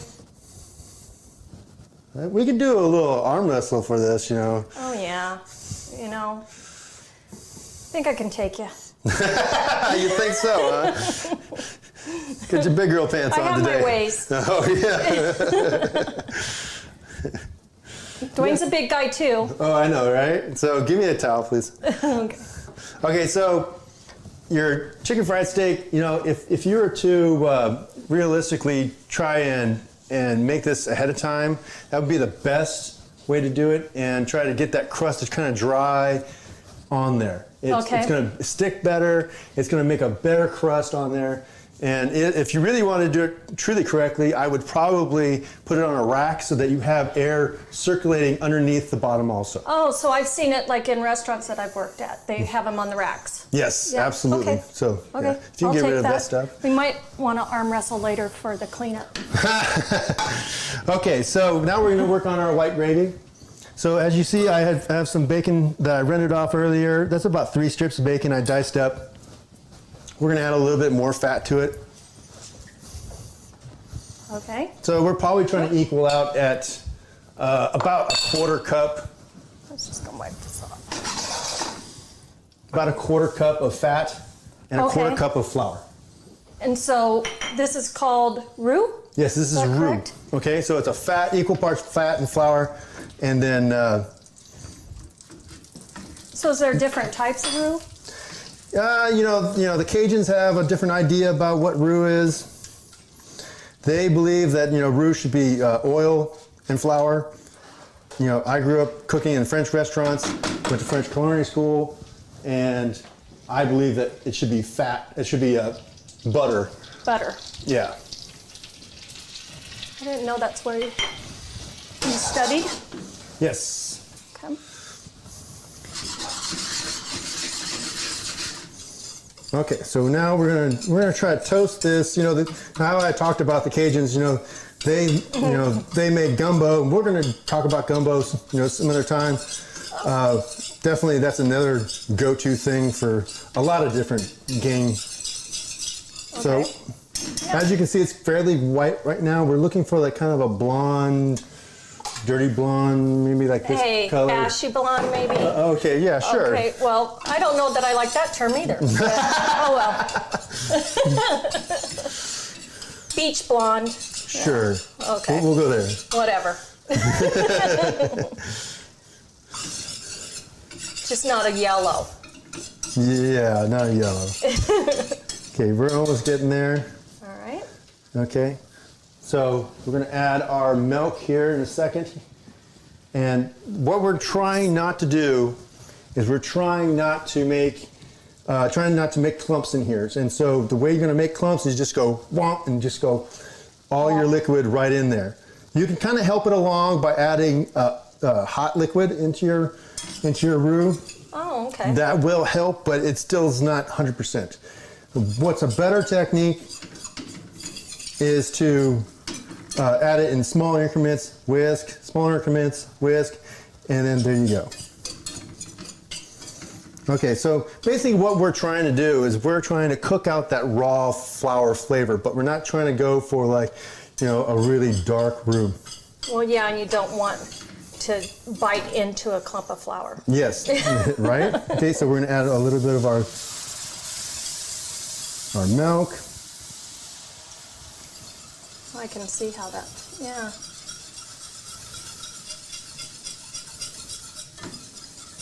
Smells delicious again.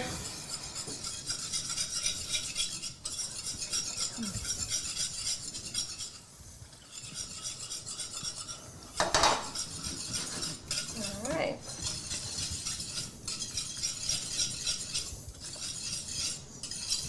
Okay, so what I had was 1/4 cup of fat, 1/4 cup of flour, and about 2.5 cups of milk. Okay. Okay, so we're going to add the rest of our milk almost. We're still trying to fight not having clumps. So just keep on whisking away. Whisk, whisk, whisk. Whisk, whisk, whisk.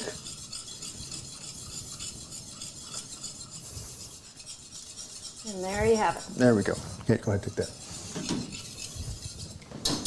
Okay, so while that is coming together here, we're going to go ahead and drop our chicken fried steaks. Okay. Now, I think it goes without saying that there's people who believe that chicken fried steak needs to be cooked in the pan. I just don't believe that, because when you cook it in the deep fryer, go ahead, get rid of that. When you cook it in the deep fryer, it doesn't have the weight of itself crushing the crust. And that's not what we want. Oh, okay. Okay. So let's make sure we don't forget about our gravy. does it make it more, what does it do in the pan? Well, what it does is it makes flat spots. And like if you make fried chicken in the pan, you'll see what I mean. It has like flat spots, and you don't have that light, fluffy, feathery kind of crust.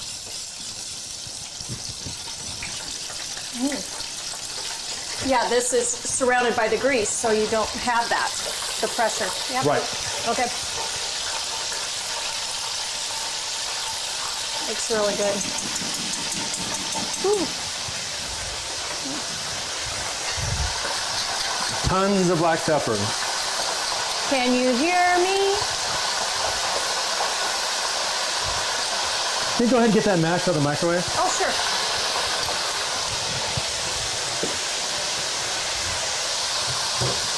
Yay.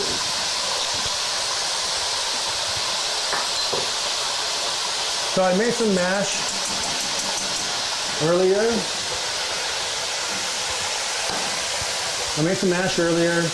And I wanted to hold off on putting the garlic in separately. So I made some roasted garlic. All I did is I cut the top off of the garlic, put a little bit of oil and a little bit of salt, and then I cover with some foil, make sure the foil doesn't touch, and then just throw it in the oven. I threw it on 350 for like an hour and a half, but Okay. you know, if you like a little darker, you know, go for longer. a little But longer. there's no reason to turn up the heat and rush it. No. Okay. So there's our roasted garlic. So You can what see the was, color on it. It's really nice nut brown color. what's this that you added? I had heavy cream. Heavy cream, okay. Yeah. So we're just going to add some lubrication to kind of keep it all mashed up. Okay, and you want this in the Throw it in the microwave for like 20 seconds. seconds?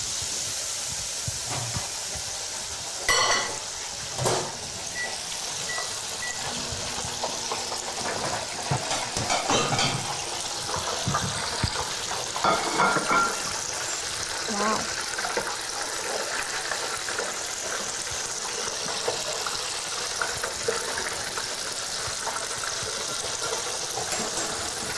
Good.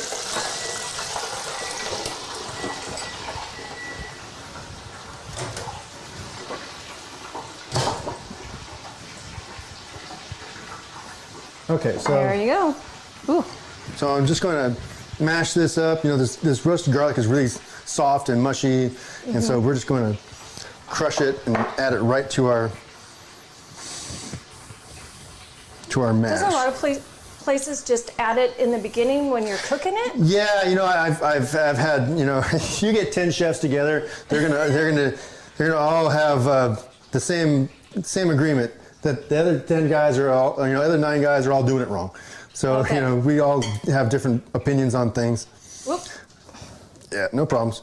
The thing is that, you know, they'll take that, your garlic cloves and then just throw them right into your mash, like your potatoes while you're cooking and boiling it, and then call that, and just grind it all up all together, and they call that roasted garlic mash. It's not, it's not even close. Loses the flavor. Yeah, it doesn't have that caramely, roasted garlic flavor that we're really, really looking for. Okay, so What are you doing over there? you're just trying to make the biggest mess. Me? Because I No. trash talked. See, that's what you get. Yeah. Okay, so Okay. just mix that all in there. You can see chunks of garlic and goodness. And Yeah. let's throw some parsley in there. We need some color. Oh yeah. Okay. Now that's roasted garlic mash. Yes. Okay, It's better than what I've seen in restaurants, that's for sure. right? Yeah. There's no doubt about this. Yes. Okay, Full of flavor. get my plate all messy here. Okay, so we're gonna just start plating. We're gonna get a little bit of mash in the middle.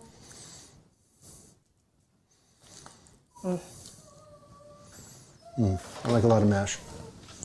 Okay. Okay.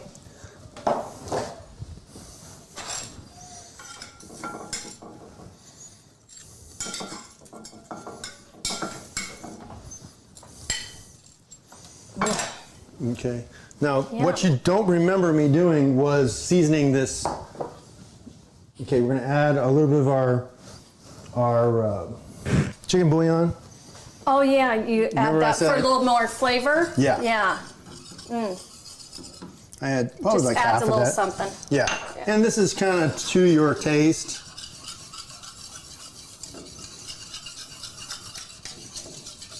And it's going to add a little bit of salt level to it too. Okay, so let's taste for seasoning real quick.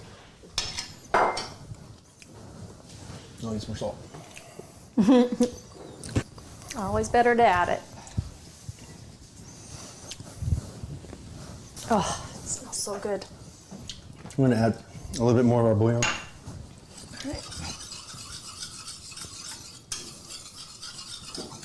Can you give me another spoon? Sure. I'll trade you. Okay. Yeah.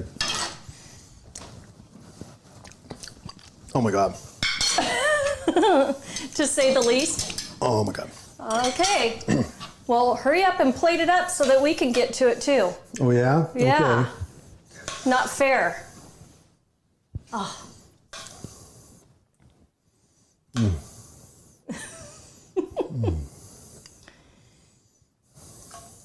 All right. And there you go, guys. There is So good. chicken A fried little bit of parsley. venison steak. That is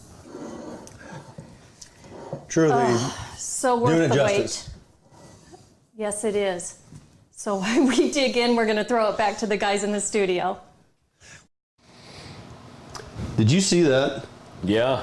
I mean, we got to sit out here and watch that whole thing unfold, you know. But once again, Chef Kelly knocks it out of the park.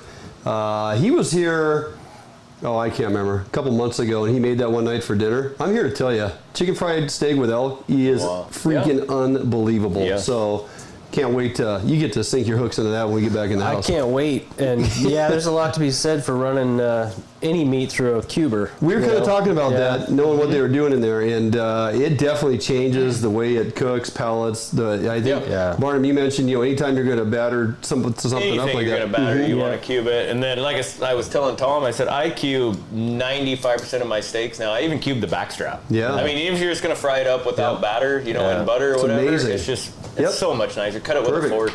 Well, before we get moving on, you want to hit some weather before? We got a little change. It's nice here today. I mean, and there's some opportunity to get out and fish, oceans in Puget Sound, kind of, but there's some weather this weekend that may not be so conducive. Well, it's Memorial Day weekend, so of course it's going to rain and blow. Exactly. Right? And I actually was hoping that the weather would hold off this weekend only so them halibut guys would stay off the sturgeon grounds.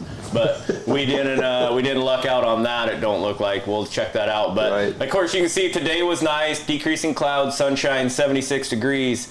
Friday, we get a chance of showers coming back. Now, I've looked at 4 or 5 different websites now. Some are calling for, some pretty substantial showers. Other ones not calling for much. The reason I've checked them out is I have a concrete pour tomorrow, and I'm going for it. That right there is called transparency. Right. I mean, I'm going for it, just like I did on Monday when I sent you that picture. I went for it, and I lucked out, so I'm going again. But that's kind of, you can see, and then things are going to settle down Saturday and Sunday. Saturday looks like weather-wise, as far as sunshine, will be a decent day on the river for sturgeon fishing. Now, when we swing around and look at the ocean report, Saturday we got northwest winds 15 to 25 knots, easing 5 to 15, but wind waves 2 to 4 feet with a west swell 10 feet at 10 seconds. So, I mean, we're talking 10 to 14 foot seas. The halibut fishing, I'm assuming, probably isn't happening. I've already seen online a few charters, few of the 6-pack guide service boats already canceling for Saturday. Oh, okay. So, and then Sunday, it improves a little bit, 5 to 15 knots, west swell 6 feet at 9 seconds, so not too bad. And then Monday and Tuesday, we get back down to a swell that's 4 feet. So Monday and Tuesday, for bottom fish guys, those are looking pretty sharp. Here's the tides for the weekend for the Astoria fishery. Low water Saturday, that afternoon low is going to be 116, and it's only a 0.6. So this is kind of what I talked about a few weeks ago with that. We're on the opposite end of the tides now. The big minuses have subsided. We're going into the smaller tides. Fishing is going to be tougher the next couple openers, Saturday and Monday. my plan of attack is I'm going to focus up on that flat that we worked on Wednesday. I'm going to pick a spot up there. I'm going to sit down. We're going to be fishing 5 rods on Saturday, and I'm going to hold pretty tight and just hope some fish squeeze through, because I'm not expecting those fish to really get driven down off those flats and into those channels like they would in the bigger tide. So that's kind of what we're looking at. Like I said, not a whole lot of stuff to cover this week. Here you can kind of see what we're looking at for rainfall for tomorrow. Spotty showers along the coast. This is kind of what I was seeing in some of the models I looked at. East side getting pretty wet. Northeast Washington, north of Spokane, most of Idaho, you guys are seeing up to a quarter, and in some areas even a half an inch to an inch of rain on some of the mountains. So east side, you're going to get pretty wet.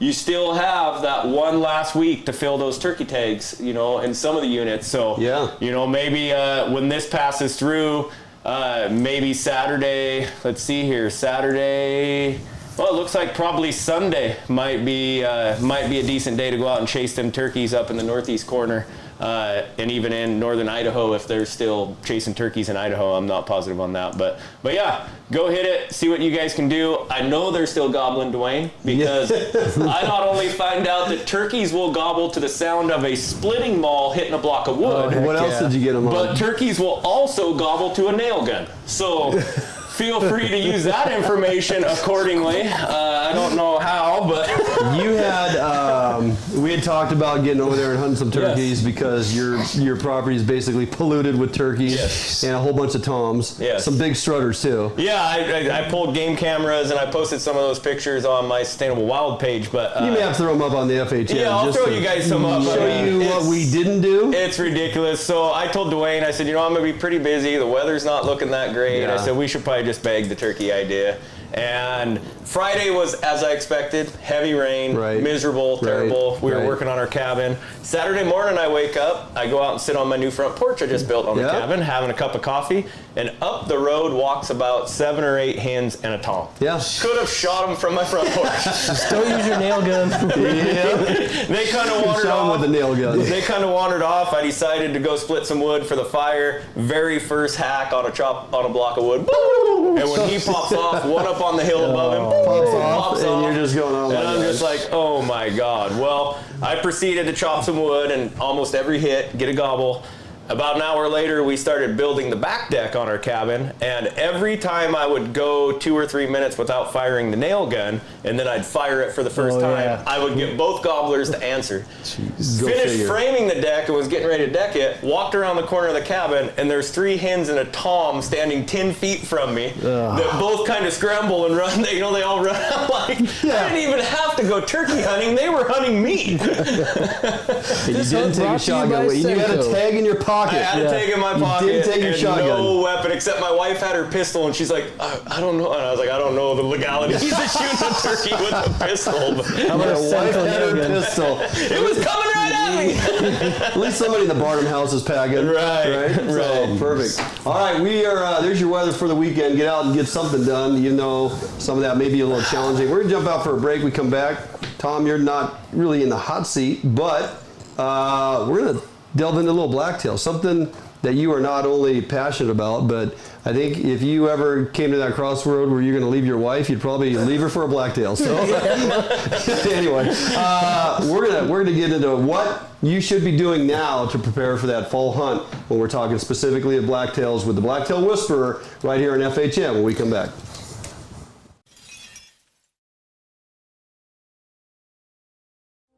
At Metals Supermarkets, we understand your need for fast access to a wide variety of metals, so we've made it easy. Our network of stores carries a wide variety of metal in all different types, shapes, sizes, and grades, with no required minimum order size. Who could ask for more? Simply tell us your dimensions online, on the phone, or in store, and we'll cut or process the metal to your desired size, often while you wait. We offer same-day service and can deliver the metal right to your door or job site. We even source hard-to-find metals, so no matter what you're looking for, Metal Supermarkets can provide it for you. And we're conveniently located with brick-and-mortar stores in Seattle and Portland, so you can check out our extensive stock for yourself. Superior customer service is guaranteed. Quality service from real people who know metal. We are the small quantity metal experts. To place an order, simply call a store to talk to one of our knowledgeable customer service representatives. Fill out a quote request online, order off of our e-commerce website, or visit one of our many locations and pick out the metal you want. Whether you're a small or large business, government, homeowner, or hobbyist, we make it easy for you to buy the exact metal and just the amount you need. We've been doing this for over 30 years, so we know how to get it done. Metal Supermarkets, the convenience stores for metal. Visit or call a Metal Supermarket store near you today.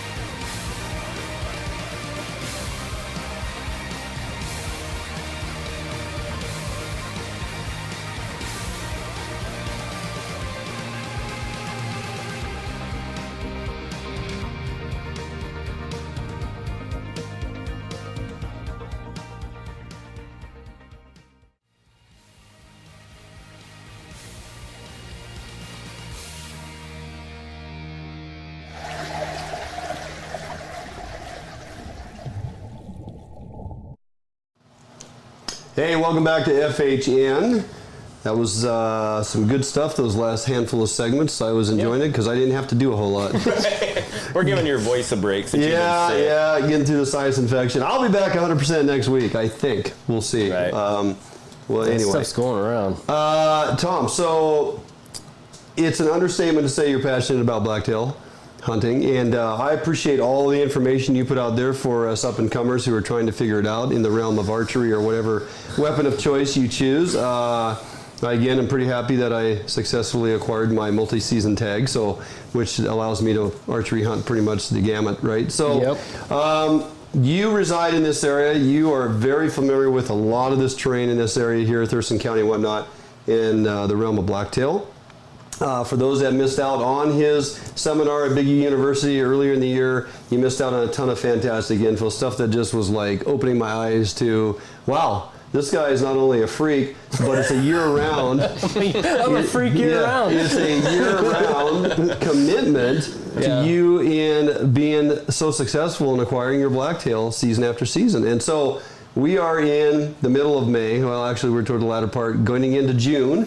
I should be doing more than just practicing my bow. Absolutely. What can I be out there doing right now? Right now this is a key part of the season for figuring out the rut timing in your particular hunting area. And you got to start with when those fawns start dropping in the areas that you hunt.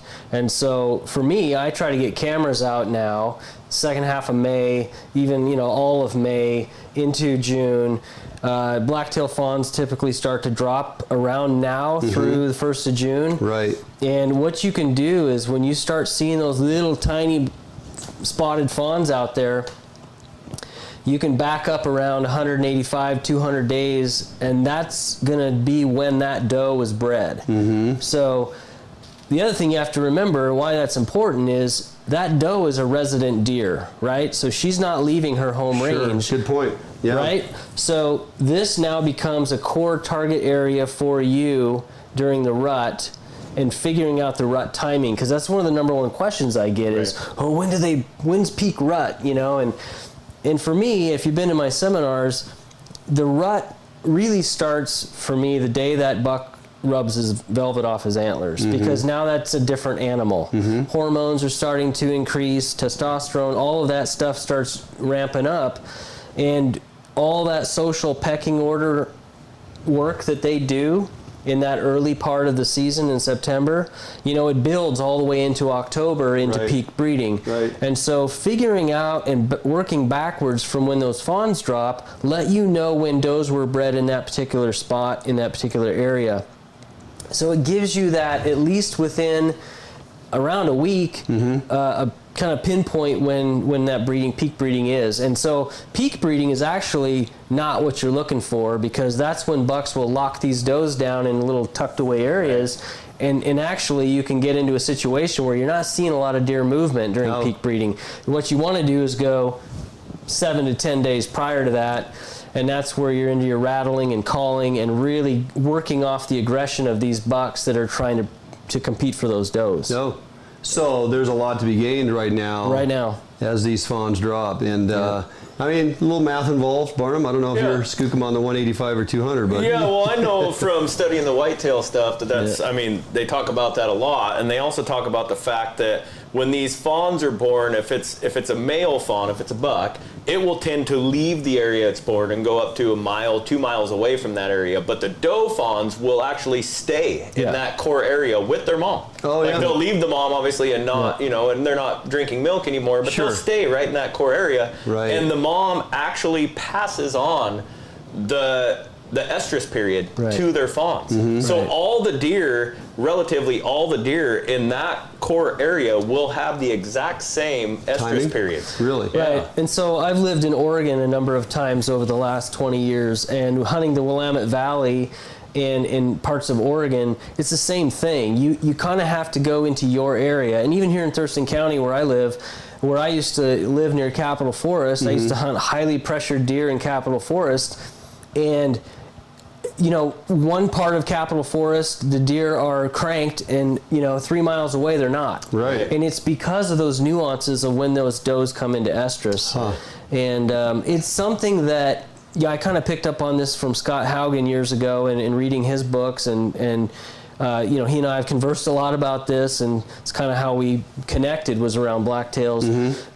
And Boyd Iverson before that, who is probably the most famous blacktail hunter on the West Coast that I know of. Right. And Boyd and I used to share a lot of information and trail cam pictures, and even him, who's extremely successful with giant blacktails in Oregon, every year he was learning. And I think that's what you do as a blacktail hunter, is you become a student of these deer, and you just keep trying to figure it out. And I guess that's why, for me, I'm so attracted to it, because it is so dang difficult. Right. And one who's trying to learn year in and year out, and having more failures than successes, and learning stuff each year, I back you up on that statement. What you have cameras out right now then in some areas? Yeah, I do, and I'm actually trying to put some new areas together because I moved. And so whenever you move, or you got to try to find new areas, you're starting from ground zero. And I hunt year round, right? But I only carry my bow for a few days, right? And so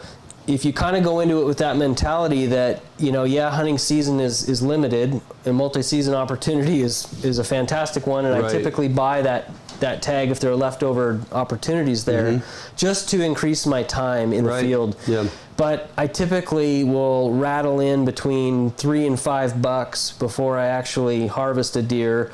And I'm an opportunist. I will take pretty much any legal buck within the season I'm hunting that provides the excitement I look for in a hunt. And so I do a lot of calling and rattling, and it doesn't have to be, a Pope and Young or Boone and Crockett sized deer. It just any deer that comes in aggressively to calling that I produced, I feel like that's okay. Me and you, one-on-one, here we go.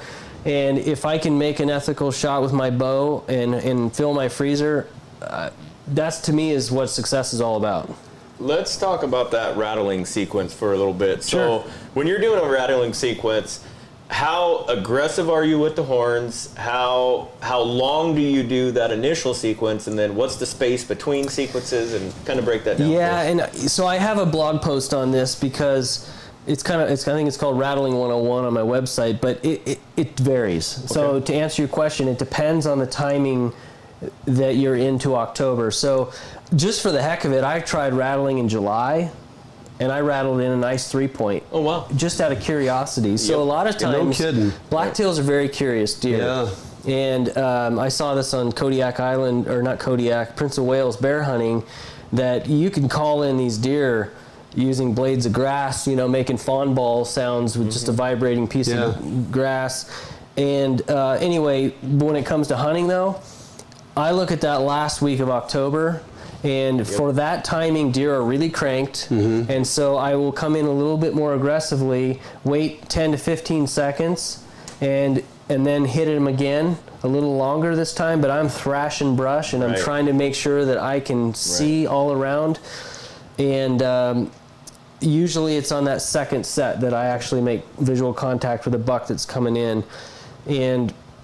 But I've literally gone season after season rattling with no results, and then 1 or 2 seasons in a row, it'll seem like every time I hit the antlers, I got 3 or 4 bucks coming in. So blacktails are a deer that you hunt on faith, and you just have to practice and have faith that what you're doing is correct. But there's a lot to go into on the nuances of calling deer that we probably can't get into here, but I'd love to go into that in detail and even demonstrate it. The season's just getting started. Right. Some of my frustrations in learning their behaviors and trying to figure them out, I put some hours in the deer blind on a 20-acre piece of private property I have access to. And I've put bait out in cameras just to watch their activity and see what's going on. And I've had as many as 7 different bucks come through that property. Right. And yet, the nocturnal nature of these critters. That's an understatement. This last year, the only 3 days that 1 day 4 of those bucks came out during daylight hours was the 25th, 26th, 27th of October. That's right. For 3 days in a row, I was at work all 3 days. That's tough. Which Barnum and I had a lot of discussions on that. It's like, well, did they come out boldly like that because they finally knew you weren't there in your blind? I mean, there's a lot of things. I'm very cautious about scent cover. I even used an ozone generator. I mean, I was trying all kinds of things, paying attention to my wind, really being aware of my surrounding and the clothing I would put on and where I would store it when I'm not hunting. It's just all those things, all these little things I picked up on, some of the stuff I read from you. And yet, the frustration level of sitting in your blind for 11 hours and not seeing so much as even a deer show up. You start questioning. It's like you said, you think you're doing everything right, but you really start questioning, is everything I'm doing right or wrong? Because I haven't seen a deer all freaking day, and it's stormier and snot out here, and it's blowing, and it's loud, and I should see deer walking around here. I can put 200-300 days into my preparation, and the first hour in my first tree stand, I'm second guessing myself. Because I'm like, I don't know if I should be here or if I should be in that other stand and that other draw. And it's just the crazy nature of these deer, and they're hard to pattern.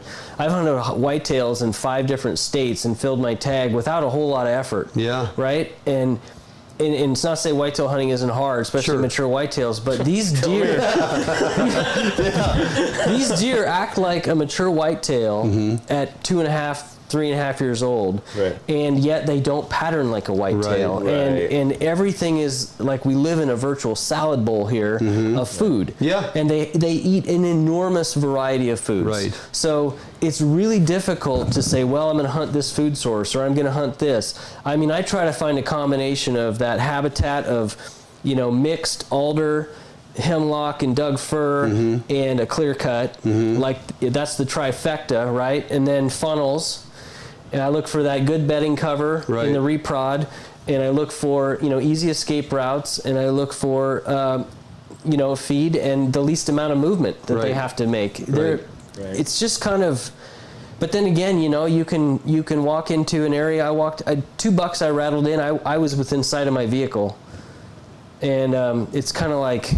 It happens. It's like the turkey. It's like the turkey on your porch, And I'm going to say probably it's very similar to elk hunting, that we always say, like, we'll go back and we'll call the same spot over and over and over again, and we do it even if that bull's not responsive, or maybe he's responsive and he's leaving, because I always say that bull has a day. And when he has that one day, he will die. You're right. And I think it's probably a lot the same thing with the deer. I mean, something that morning before you showed up, whether it was a hot doe or maybe he had a buck fight or had an encounter with a buck, and all of a sudden you show up at the right time, hit those horns, and he's like, all right, ready to go. This happened a couple years ago in multi-season tag, and I had my sight set on just a beautiful 4-point buck that I had located. Watched this guy all summer on my cameras, and none of these deer that I take I've actually seen on the hoof. Not one. The first time I see them is the time I'm drawing my bow. Right.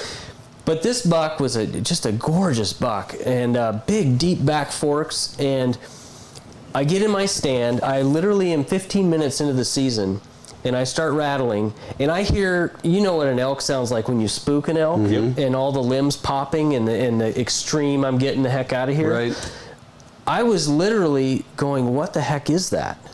Because I was nowhere near elk. And all of a sudden, here comes this fork-horned buck that's like a 2.5, 3.5-year-old buck on a dead run. Like he was on fire. Stopped 12 yards in front of me, boom, done, and I'm like, what just happened? I was so jacked on the adrenaline of this buck coming in that I filled my tag and I forgot about this bigger buck. But that's what it's all about. That's what it's all about, right? And but yeah, you find that one day when they've had enough. Their testosterone is through the ceiling, and they just respond. That story you gave in those slides you produced and showed the pictures of you and your buddy killing those dandy 2 bucks on that same day within unbelievable 20 minutes, 12 minutes? 5 minutes. 5 minutes. And prior to that, I'd been stalking 2 bucks in the most knockdown, drag-out fight I've ever seen, and I could hardly keep up with them. Was that down in Oregon? No, I was in Washington. Okay. They were cartwheeling through the ferns. Yeah, unbelievable. And I'm like, I'm going to get a nice buck out of this deal. And I couldn't even keep up with them because I'm climbing through blackberries. And crazy. Yeah. Wow. You know, so, yeah, I try not to get, you know, I don't know, too bummed out on not seeing enough activity. But I do know this, if I'm not hunting elsewhere, I have some other options this year maybe. If I do, and I probably will put time in on that property, get my cameras out, gauge what's going on, see if some of those same bucks are coming back, because there's some dandies in there. Yeah. I can tell you if I am hunting that property, I am not working October 23rd through the 31st. You got a sinus infection. I got something going on. Yeah. But hey, can't thank you enough for joining us. Thank you. In studio here. Great to always get folks in studio. Check Tom out on his social media. Find him on Facebook. Find him on Instagram. Tom Rile. If you're avid about blacktail hunting or just want to pick it up or elk hunting or anything else, track you down because your information, your blogs and things that you put out there informational wise, go back and read his stuff from last year or previous years. It is still applicable to this year's hunt, absolutely. You're not going to be a stranger. We're going to have you back in studio here. Yeah, and I love all the questions because I love to geek out on this, and now I actually have some access to some biologists at the department, and I'm happy to try to pull some of that forward. I used to do that in Oregon with one of the biologists down there, and she provided me some study information on nocturnal behavior down there in the Willamette Valley, and it was eye-opening. Wow. Fantastic. So, yeah.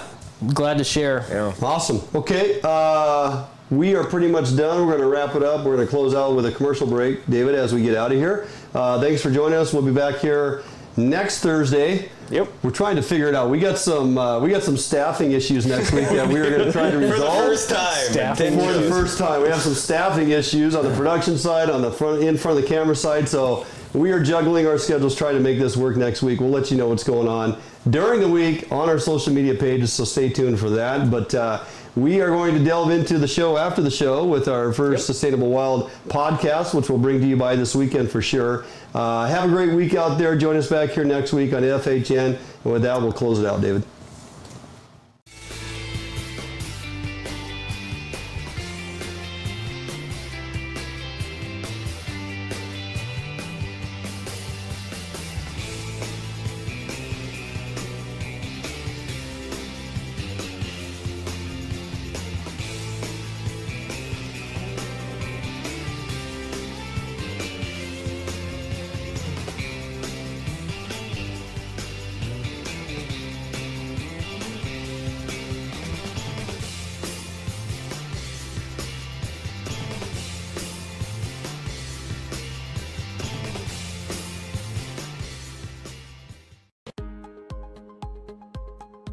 What if there was a smarter way to search for your new home?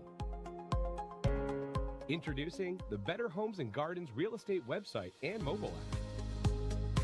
This revolutionary new search tool puts your needs first. Narrow your search to what matters most to your family, like school data, school districts, and even walk scores. Get easy access to your local affiliated agent, as well as unique and local insights about neighborhoods and properties directly within the app. With synced and saved preferences, you'll always pick up wherever you left off. Get your smarter search started today with Better Homes and Gardens Real Estate.